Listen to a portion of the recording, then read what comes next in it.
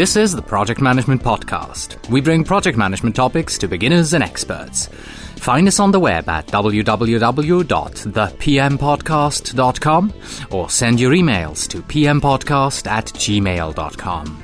Hello and welcome to episode number 70. I am Cornelius Fichtner. This is the Project Management Podcast for the 17th of June 2007. Today we are going to be doing something slightly different. Instead of an interview, you will hear a conversation between two project managers. To be precise, Dina Henry Scott, PMP, and myself, we recently spoke for about 40 minutes about our current project, our companies, our methodologies. We discuss our successes, failures, and what we like and what we don't like about our projects and the methodologies that we have to use at work. And we are having quite a lot of fun with it too, trust me. If you are a regular listener, you also know that we usually start out with our helpful resources. And these helpful resources, they sort of complement the theme of the day. They add onto it so you can delve a little bit deeper into the subject. Well, frankly, I couldn't really find a red thread that goes through our conversation, so I decided to skip the helpful resources today. Mind you, though, it is an excellent conversation with a lot of information about everyday, real-life project management. But one thing we cannot skip, and that is the announcements. There is only one today, and that is that I want to say thank you to all those among you who have sent cards and emails or left comments on the website to express your condolences at the death of my mother. Traveling to Switzerland gave me a chance to see my family, and I must say that I actually enjoyed the funeral. Well, as much as you can enjoy a somber occasion like that. So, thank you, my friends. I was touched by your kindness. And now let's head right into our conversation with Dina and myself. And just for those among you who don't know her, Dina is the host of another excellent project management related podcast called Controlling Chaos. And you can find her podcast over at www.controllingchaos.com. And now enjoy the conversation.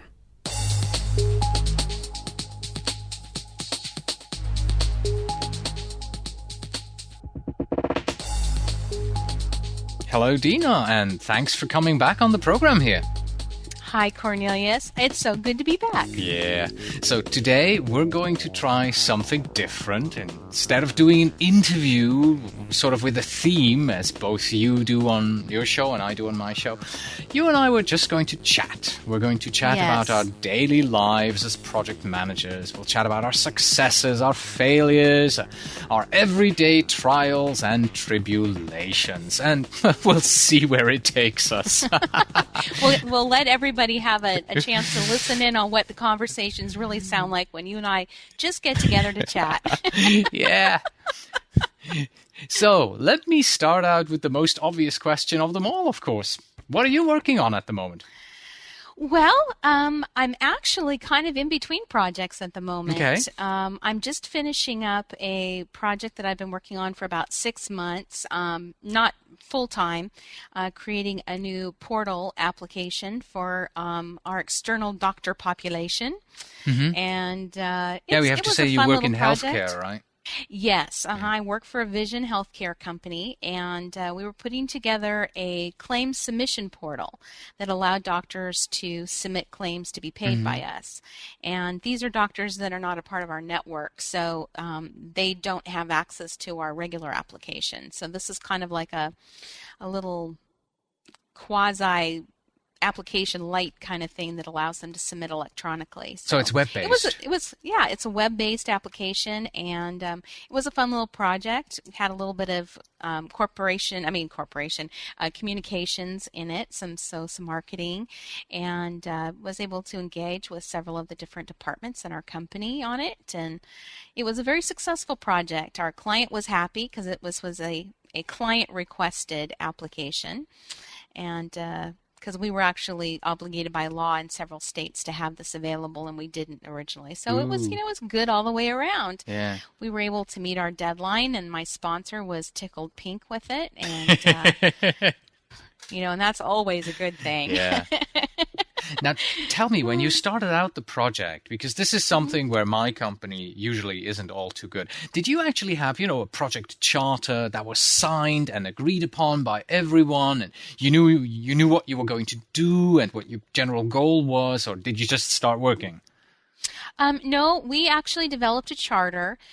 We had a project proposal put together, which is pretty much kind of like the skeleton of a project charter in our company, and to have it approved and prioritized, because we do have a formal project portfolio process in our company that has an oversight committee that looks at everything that, all the corporate-wide or corporate-level projects, not just individual department level. And because this one was going to require some pretty hefty manpower, and and it was a very important high priority project. So they took a look at that. So I definitely had a general gist of what needed to be done, it was very easy from that standpoint, because it wasn't like we were trying to figure out what we were going to do to solve a problem. We already knew what we needed to do to solve the problem. So also, it was. Go ahead. Sorry, I interrupted you. I was just going to say, so it was really easy from that standpoint. It wasn't like a lot of people had to sit around and brainstorm and had to get approval and buy-in on what we needed to do. It was one of those projects where we knew what we needed to do, so we just went out and did it. Right. And of course, because it was mandated in many states, there probably wasn't a lot of pushback either, right? No, there wasn't. And usually in our company, if we have something that is a legal requirement, as well as something where a client is not happy with us because we're not providing this service. Because in this particular case, it's a client that is a Medicare, like a secondary Medicare provider. So legally, they're supposed to be able to provide this service to these doctors. And because they're subcontracting to us for this piece of their contracts, they turned around and looked at us and said, okay, why don't you have this available? So we were like, okay, we're going to rush. We were supposed to actually have it available January 1. Oops. And they were very nice. The states were very nice in saying, okay, well, we understand that you guys didn't quite get the idea that you needed to do this. So we rushed. But that's what we do well in our company. We make it happen, and our client was very, very happy that we were able to meet our deadline. And doctors are already providing us with positive feedback that they like the application. So that's good. Everybody's happy. The team's going to get ice cream. Oh, so you always finish off with ice cream? No, not always, but we try to do something for the team. Yeah. And now that, the IRS makes us tax them on anything that's over, $25? No, serious? I hadn't known. Yeah, we used to do a lot of like gift certificates and things like that to thank teams for extraordinary effort. And now that our company is required to tax people on any kind of gifts like that, they don't get taxed on food kind of things. So we tend to celebrate by taking people out to lunch or doing like an ice cream social or something like that. Fascinating. Yes. Since you did have a project charter, sort of, another thing that my company is very not all too good is actually, starting out with a planning phase. Did you start out with a real planning phase on that project, or was it more because we know what we have to do, we know what the problem is, it's got to be a website, it's got to be something that the doctors can use? Did you just start working on it, or how did it go? We did planning. Okay. Yeah, this was actually a really good example of, applying our methodology, because we have a methodology that we subscribe to at work. It's pretty generic. It's, very much PMBOK, although we're incorporating a lot of Agile and Scrum techniques on certain types of projects. This was not one that needed to have that. So, but we did. We had a formal charter that was signed off by the executive sponsor and the key stakeholders. I got the team together. We did a quick kickoff. We kind of did a kickoff/planning meeting, and we outlined everything real, I'm not very detailed in my planning, so I don't get down to the nth degree of my plans. So we're talking high-level planning. Okay. Yeah, so we did some major milestones. I had to have some idea of what kind of estimates of hours, so I can make sure I had, enough resources applied to the project. So I'm pretty good at just trying to figure out what's just enough. So I did probably not as much as I would normally, but not as much as others. And it kind of worked out. So I did a formal planning session. We had about 2 or 3 sessions, I guess, where we sat down and planned things out. And I built out my schedule and project. Mm-hmm. And we met every week and had status meetings, and everybody did what they were supposed to do, and it was a beautiful little project. It sounds like a matrix organization, right? So people weren't just working on your project, or were they full-time on your project? No, I actually had 2 programmers that I think they probably, while they were actually developing, they were about 75-80%. So they were pretty much 100% on my project. Okay.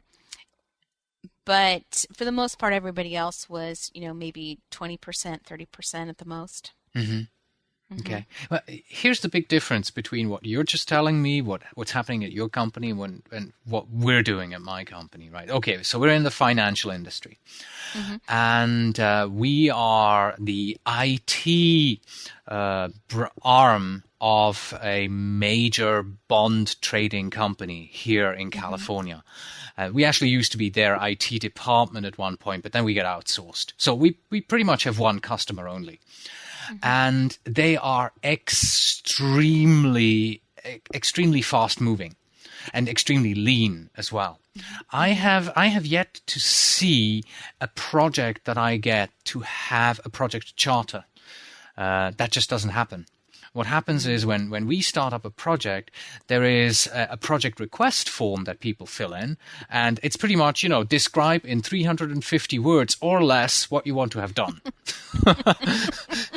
That gets input into a system, and you mentioned you have a project portfolio process where people actually go through these things and prioritize. Mm-hmm. That has been tried several times, and it really isn't happening to the extent that it should be. It's more like, everyone almost is a project manager.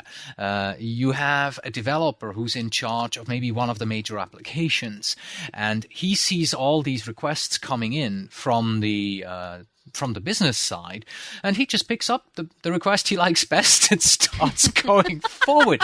And it's pretty much the same with me as well. I've in the last year and a half or so, I've become the development manager for an identity management tool, which is the project that I've been working on about 75 to 80% of my time in the last year, just to keep that going.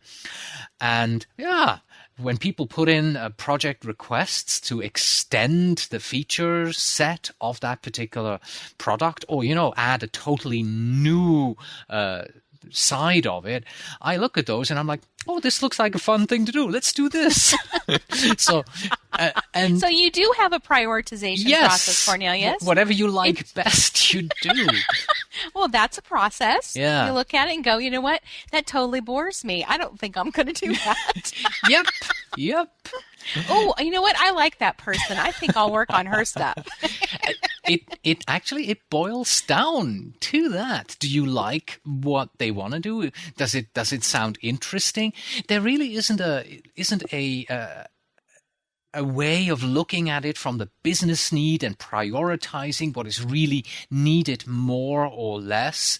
It's also a question of, who's available. What developer is available at the moment who can work on this for you. Right. What really bothers me quite a bit is the fact that we don't really have a PMO in our company. We don't have a project management methodology either. We have a humongous software development lifecycle. And it's a waterfall methodology, the big ones, right? First you plan for 6 weeks or 6 months, and then you develop for 18 months, and then you implement for 3 months. And our projects are rather small. Because next to doing that particular project here with the identity management software, our team is also in charge of welcoming auditors and managing the auditors as they are in the building and then they're doing the IT audits. And you know how auditors are, right? They always find something wrong. They always find something wrong. Well, if they didn't, they wouldn't be doing their job, right? Yeah, exactly. And of course, we also feed them kind of things. This should be fixed. Although there's nothing wrong with that, Cornelius. Yeah, I know. For all you auditors out there listening, there's nothing wrong with that. Yeah. And suddenly, the auditors find something and, this becomes priority one. Yeah. And there is it's usually not software development that we have to do. I mean, it's sometimes process adjustment, it's creation of policies and procedures. It may require to add additional hardware or just to tighten our security in some area. Has nothing to do with software development. And these projects, they can last anywhere from 4 weeks to half a year. They're not all that big. It just is small to medium-sized projects that are required by audit. And we don't have a project management methodology to use. But we have to, and this is the strange thing, we have to use our SDLC also to run projects that are non-SDLC. It's crazy. It's absolutely crazy. I'm going to use this wrench to nail the hammer in these nails. Exactly. What is it they say? If you have a hammer, every problem looks like a nail, right? That's right. Yeah. So this is the one thing that really bothers me, right? Yeah. That's frustrating. Yeah. Now, do you travel a lot in your business? Normally I don't, but this last year I did because of the project that I finished up. I guess I finished it up, it was in February. It was a 19-month project to put together a new program for the federal government. Oh, yeah, you told me about that earlier at some point. I remember. Yeah, so I did a lot of traveling back to Washington, D.C. for that particular project. And then, it's like I do various trips to do seminars and, things like that. But for the most part, I don't. Because all the projects that I tend to work on are all, larger projects, but they're internal projects. So, I rarely even get a chance to deal with outside vendors, to be honest with you. So, okay. Yeah, so I'm kind of looking forward to possibly doing something like that. So, but it's kind of different, right? I'm really very much in a transition period right now at work, with the types of things that they're assigning me to. So, what's the transition from, and what is it to? We're starting to get into doing mergers and acquisitions. Ah. And our last summer we brought in a new CEO, and because our other CEO, which was extremely beloved and revered highly in our company, decided to retire. He had been with the company for, I think, close to 30 years, and not as the CEO, of course, but he had been with the company that long. And so he decided to retire, and they brought in somebody from the outside that was kind of quasi-outside. He was on the board. Our company is a not-for-profit, so there aren't any stakeholders, but we do have a board of directors. And so they brought in somebody that had been on our board for a long time, and he has just really been awesome for this company. And one of the things that he wants to do is expand globally. And so one of the projects that I was also working on last year, while I was also working on the federal government project, was to start kind of tweaking and band-aiding our systems so that we could do business in Canada.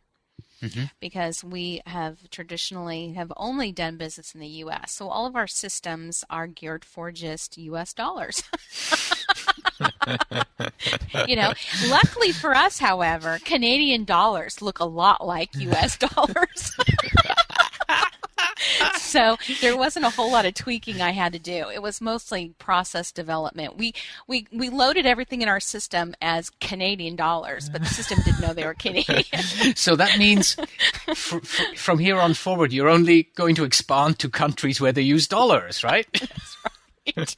So that would be Well, what? Australia? Isn't Australia using dollars as well? I think yeah, so. actually Yeah. do. So Yeah, that would they be your do. next country.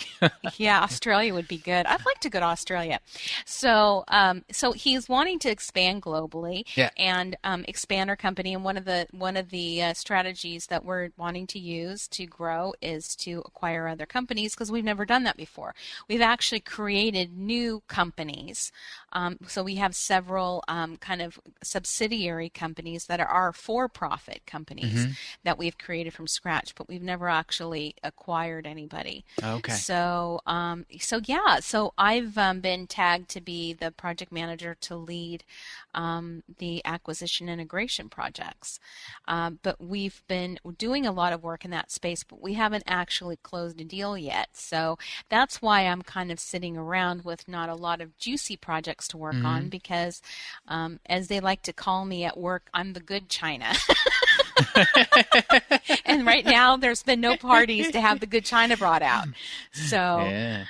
yeah, It sounds like so- a challenge. It sounds like a challenge, this Yeah. mergers and acquisitions. It's totally different from what you've been doing previously. 100% Yeah. different. So how do you feel about that? I'm actually really excited about it. This was something that I had actually gone after as an assignment, and so I've been involved with a lot of the learnings and the additional classwork and things that we've done to to beef up our competency in this particular area. So I'm very excited about it, but it is very different. It will require me to hone a lot of skills that. I shouldn't say that I don't use them because obviously in project management you need negotiation skills, you need people skills, Yeah. communication skills, but at a completely different level because I'm used to dealing with people internally. Yes. And so, talking and negotiating with people internally is a completely different ball of wax than having to talk with somebody that is from another company that you're already going to be acquiring, that they're not probably real happy about it, not real sure about what you're going to do. Yeah. You're basically the enemy, and dealing with a completely different culture, and in a lot of cases, a completely different type of business. So it's going to be a real challenge for me, and I'm very excited about it, and I'm just hoping that someday soon I'll have one to work on. In the meantime, I'm doing things that are fun, but they're not necessarily very challenging. Like like building creating... that website, that portal that you just built. Yeah, and that was a nice little project. It was very easy And successful. And successful, and it was a good one to have under my cap, so to speak. Now tell me, I had always seen you as more the software development project manager, right? That's kind of how you came across, also from your podcast, focusing on agile, lean, Yes. Scrum methodologies, and now you're moving in a totally different direction. Yes. What about the project management methodology? I mean, you mentioned that you have PMO in your company, right? But do they offer two methodologies for you? Or how are you going to do these mergers and acquisitions? Are you going to use Scrum? Well, probably not. I think what I've done is I'm trying to apply a lot of the different project management methods that I've learned over the years to this type of a project.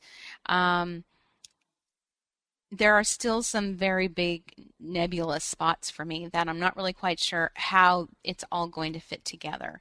One of the first things that I did with the rest of the team that's working on the acquisitions, and they're more focused on the upfront deal making and doing due diligence. They call it due diligence when you're basically kind of scouring through the books and making sure you know what you're going to buy and so forth before you finalize the deal.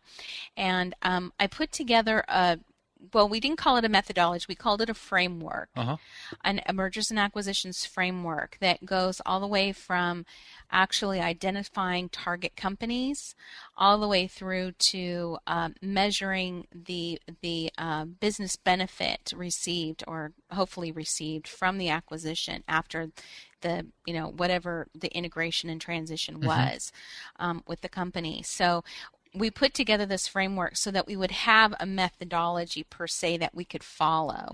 And then, of course, tweak it and modify it as we go through it. But to at least give us a map to follow while we go through this, because we have little to no experience doing this in our company. Yeah, I was just going to say, did you bring in a consultant externally to help you with this, or how did that get created? Our CEO has extensive experience in doing mergers and acquisitions. Actually, the company that he worked for while he was on our board, that's pretty much what they did. And he brought in his general counsel, who's now our general counsel, that has extensive mergers and acquisitions experience. So between the two of them, they've been able to really kind of guide and direct and lead. And we've spent the last year and a half doing a lot of seminars and training, getting certain folks up to speed in this space. And then we're also planning on bringing in, so we've got various consultants that we're using for different pieces to kind of lead the teams to help them. It's not so much going out and doing it for us, but actually helping to educate the team. And then I think they're probably going to be bringing in a couple people from the outside to join our staff that has this experience. So, but it's kind of nice that they're giving us the opportunity to learn and grow in this space, opposed to just saying, you guys don't have any experience. We're going to bring in some new people, and you just go off and do what you guys do normally. So is that because you're a nonprofit? Do you think so? Yeah, I think that probably has a lot to do with it, because we don't have you don't have the pressure, and just between you and me, right? Oh, and my 200 listeners, yeah. Yeah, exactly. And my 11. We're a very set company. We're very strong. We have money. So it's very easy when you're in a position of strength. We've got the lion's share of the market. We make good money, and we give good value. Every year our sales increase. Even in slow years for other people, we tend to, beat our numbers every year. Lucky you. It's easy. Yeah, it's a very good company to work for. So it's a good type of position to be in. So it allows people to have that opportunity to grow. So we have more room for margin for error, so to speak. Where if you work for a company that runs on very thin margins, that I'm raising my hand. Yeah, if you got shareholders that if they lose 5 cents on their dividend, you've got people screaming and yelling. Yeah. It's a different mentality. I was just told this morning that my budget's gone.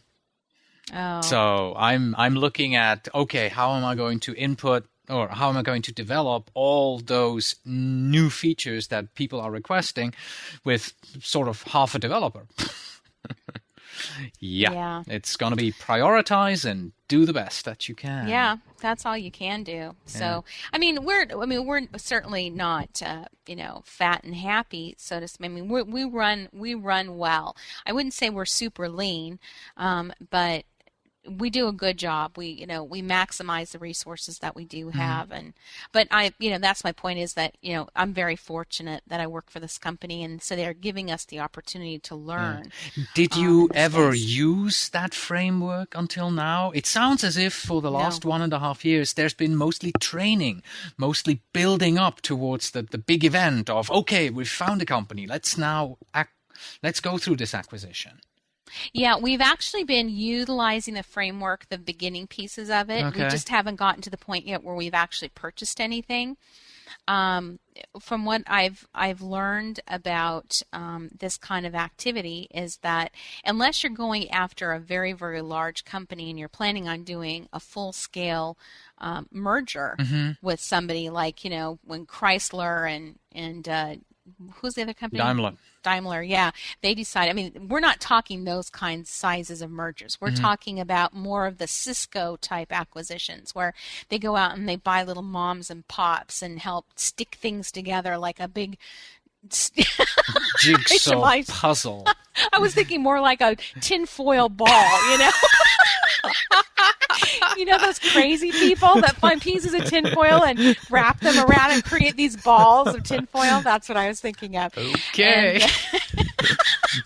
So let me make sure I get this straight then. So your frame, I mean, if I think of mergers and acquisitions, I see three major stages.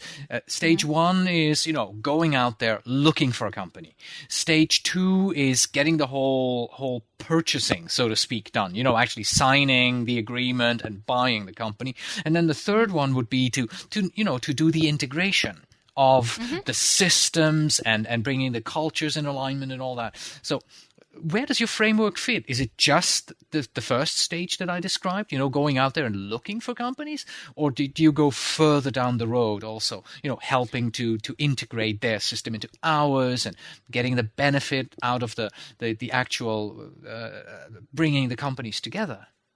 Yep, full scale. Full scale, okay. Yeah, actually, I'd be happy to email it to you if you'd like to take a look at it. Oh, sure, yeah. Yeah, it's a framework. There isn't anything proprietary about it. Really, what I did was I just took a lot of the learnings and the different seminars and classes that we took, and I probably have about 8 or 10 different books that I've purchased and have read through over the last year and a half or so to kind of beef up my own personal knowledge, and taking all that information and just distilling it down into a framework and calling certain things that I knew that would work within our company culture and our lexicon, so to speak, that we already have established, just to give people a guideline of what to follow. Pretty much like, a system development life cycle.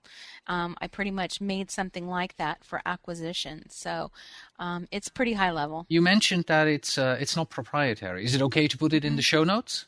Oh, I'd be happy to. Oh, yeah. Good. No, and you know what? And anybody who knows and works in this space, there's nothing new, whiz-bang, thing-dangled. I didn't make anything up. So you've just patched it together. You've taken the tin foil and you made a ball out of it. Yes. And because I couldn't find anything like this in any, like one thing anywhere in any of the books or the websites and things that I went to. So I just pieced things together in a way that I knew that it would make sense for our company. So like I said, I'm not taking credit for creating something fabulous and new. So it's just the way I put it together. Okay. Now, yeah, but I'd be happy to share it. This sounds like such a great opportunity for you, I have to say. And this is the moment where I'm always going, oh my God, I have to find a new job. My stuff is so boring because you know how it is, right? The grass is always greener in the other company, right? And I've spoken to a project management colleague of mine here in Orange County in California. She works for the company who pretty much owns Orange County, and they print money basically. They're so rich. And she told me a few things about what's going on, and she doesn't have a budget for her projects. Yeah. Such a thing doesn't exist, right? Because they just have so much money. They can throw it out the window and nobody would care. And you think about all of this and you go, oh my God, if I had a limitless budget on my project, there's so much that I could do. Yet in the end, the next day you're going back to your own problems in your own company and you deal with them and you move forward in your own projects with the limitations that you have and that are set in the space that you're working in. Yeah. Well, but if you think about it, what you're doing is much more difficult and it's much more challenging and requires a lot more skill, I think, personally. You're just saying that to make me feel good. No, honestly, no. And I'll be honest with you. There are times that I've because I came from an environment that was very lean. Yeah. And for years before the company actually finally did shut down, we were on the brink of going out of business. So there wasn't money. I had to buy my own office supplies. I sat in a chair that was broken. And the only reason why I had a halfway decent computer system is because I worked for a computer manufacturer. I mean, we're talking lean and mean here. And so, that I used to call that guerrilla project management. Yeah. It was you get in there, you roll up your sleeves, you figure out what you needed to do. There wasn't money floating around. There was no methodology. It was just getting the work done. And when I came here, it was almost like working at Disneyland because well, if it wasn't for the fact that we've got, we still have a lot of overstuffed characters that all walk around with smiles on their faces, God. right? That's a bad joke. Well, it's getting late, What can I tell you? You can edit that out. And but I actually kind of feel like I've gotten a little kind of dull, not as sharp, because I think it's fairly easy. I think you could probably be a fairly mediocre project manager in our environment, and I'm not saying that anybody in my environment is. I'm just saying that you could be. People might be listening. You never know. And be fairly successful because you don't have a lot of the challenges. You've got all the money you need. You've got all the resources you need. You've got, a system and a system of support behind you. Everybody knows how the whole deal is going to work, and you probably are working on things that are not mission critical. So, we don't have these huge risks. We don't have people, loss of life if the project doesn't happen or if it doesn't happen well. So it's, I think it's easy to be a good project manager with all of those things available to you. And the fact is that you go to work every day and you've got way more work on your plate than you could even possibly get done, and with limited resources, with no system or support really to support what you're doing. You have to really rely on your wits and your skill and your knowledge. But I'm pulling my hair out. I'm telling you, it's not fun. Let's see, about 6 weeks ago, I started on an empty sheet of paper. Those yellow notepads that you get, the spiral bound ones. And I started writing down all the things that I had to do. I ended up with 2.5 pages full of stuff that was on my plate. Yeah. And I'm going, there's no way I can do all of this. I mean, even if I were the best project manager in the world, which I'm not, I couldn't get all of these projects done. Some of them weren't even projects because we are so lean. Once a project is finished, it's very difficult to get rid of it and to put it into production. And to say, okay, I'm the project manager. I run a project which has a beginning and an end. And at the end, I'm handing it over into production. And now the production people take care of it. And I'm moving on to the next project. It's just not working that way. Once the project is finished, you're kind of looking around and saying, okay, who's going to take care of this? And everyone kind of looks at you and says, well, you built it. You maintain it. And I'm like, it's not my job. But nevertheless, Well, it used to be like that at our place, too, a long time ago. We did not have any differentiation between project work and we call it run the business work. Yeah. And a lot of what you're describing in terms of making, enhancements, fixing bugs and things like that, that's all handled under our run the business team people. And we have some people that straddle the fence between run the business and project work, but for the most part, you're either somebody who works on projects or you work on run the business. Oh, I would be so happy to do that. But we used to be like that, and we used to have business owners that would run a project, and at the end of the project, they would own whatever they put in place. And so, the person was never able to move on or actually even do anything different or new because all of a sudden it became their piece of whatever. And it's really not like that anymore at our place. There isn't anything that I've put in place that I still maintain or own or even have a stake in. It's almost like being a foster mother. I swear that's exactly the way I look at it because, I do my projects and I close my projects when I'm done. And I make sure that there are people that own it at the end and have that complete control and autonomy to take that piece of whatever we put in place and walk away with it. And I'm always there to answer a question, but I'm very good about pushing things back because it's very easy because of the knowledge that you have. Yeah, to get pulled in. Yes. And I just don't do that. And now that we have a culture at our company that's very projectized, they really understand that. They don't expect me to be pulled in. See, and in my case, they don't.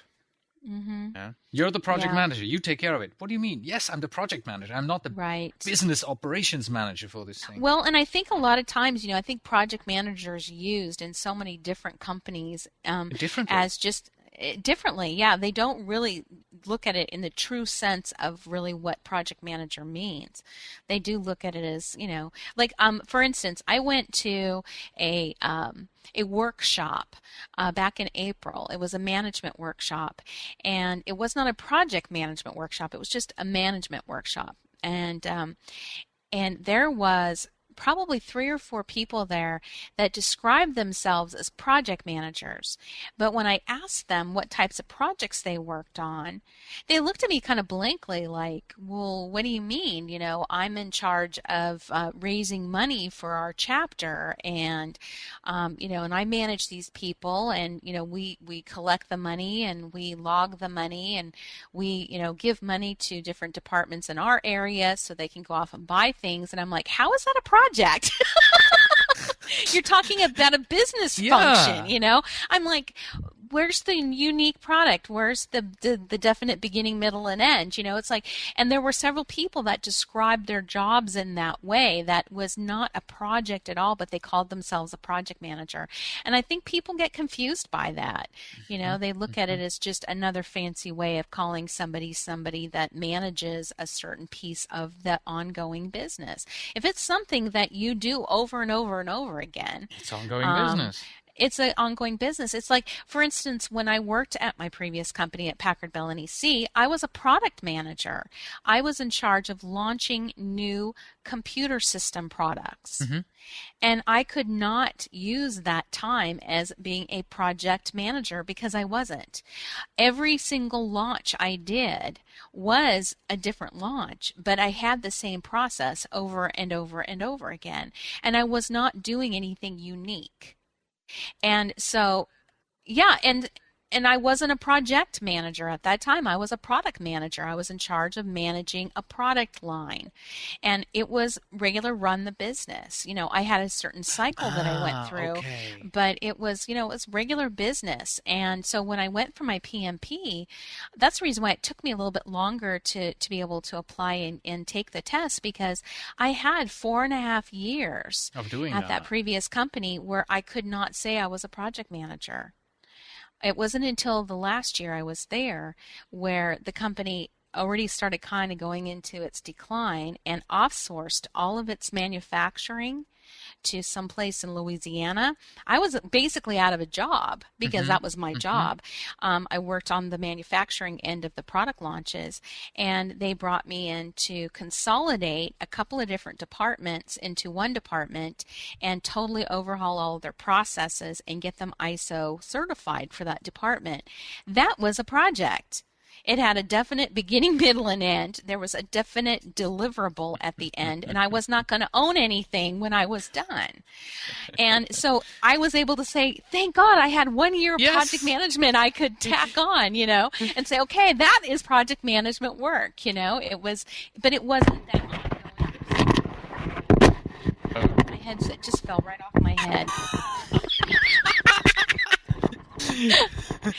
Well, you'd think with this big noggin of mine that wouldn't happen. But. So let me see if I get this right. You're wearing a headset with a microphone, and that just fell off your head?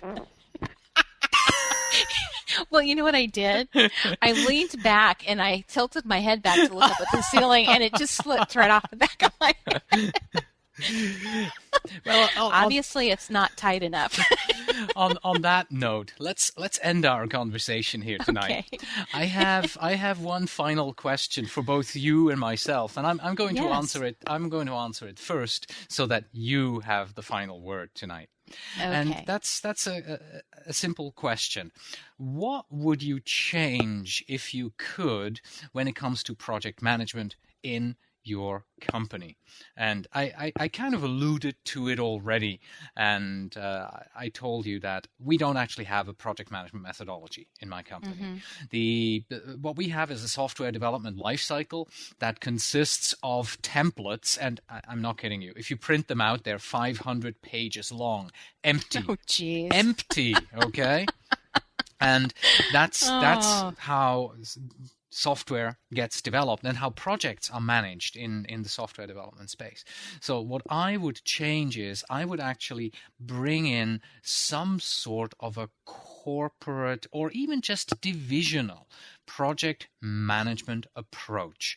I'm not necessarily talking, about the big hammer and just forcing everyone, you're now going to use this methodology. No, I mean, you need to start out with baby steps. You need to, like what you guys are doing with the mergers and acquisitions, over a certain period of time, train people, give them the skills that they need, make them see the value of, start out with a plan, for heaven's sake. Don't just start running, okay? So the basic project management approaches that we all talk about, that's what I would like to see implemented in our company if I could. And what about you? That sounds like a worthy goal, Cornelius. What about you? I salute you. I think the one thing that I think we could do better, that I'd like to see done a little bit differently, is the way we sponsor projects. I think we've gotten down the method that works for us. We've got a really good group of PMs that are very well trained and knowledgeable, that understand how to use their tools now, opposed to just using one tool that fits all kind of thing. We're still not really good at educating the people that sponsor our projects. They're not very well educated in how projects work and what they need to do to be a good sponsor.